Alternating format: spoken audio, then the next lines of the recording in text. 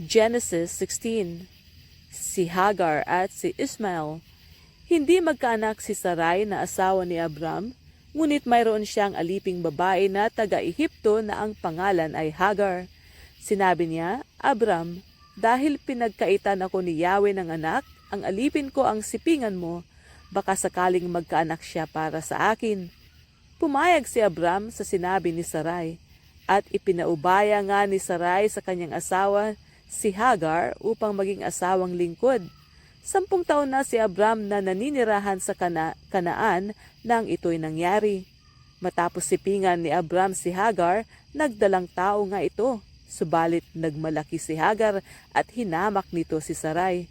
Dahil dito, sinabi ni Sarai kay Abram, ikaw ang dahilan ng paghamak ni Hagar sa akin. Alam mong ako ang nagkaloob sa iyo ng alipin kong ito. Bakit niya ako hinahamak ngayong siya ay nagdadalang tao? Si Yahweh na ang humatol kung sino sa atin ang tama. At sumagot si Abram, alipin mo naman siya, kaya gawin mo sa kanya ang gusto mo. Pinagmalupitan nga ni Sarai si Hagar, kaya ito'y tumakas.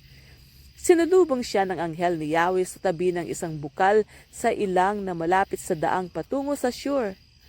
Hagar, alipin ni Sarai, saan ka nang galing at saan ka pupunta? Tanong ng anghel.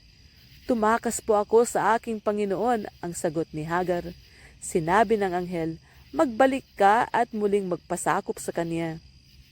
Mga anak mo ay aking pararamihin at sa karamihay di kayang bilangin.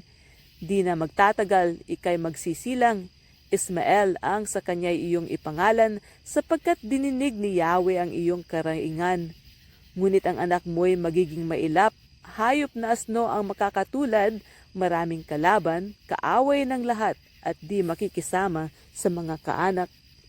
Kaya't sinabi ni Hagar sa sarili, talaga bang nakita ko rito ang Diyos na nakakakita sa akin at hanggang ngayon buhay pa rin ako. Kaya't tinawag niya si Yahweh ng ganito, ikaw ang Diyos na nakakakita.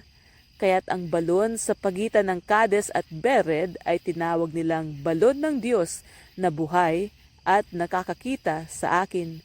Nagsilang nga si Hagar ng isang anak na lalaki kay Abram at ito'y pinangalanan nitong Ismael. Nooy 86 na taon na si Abram.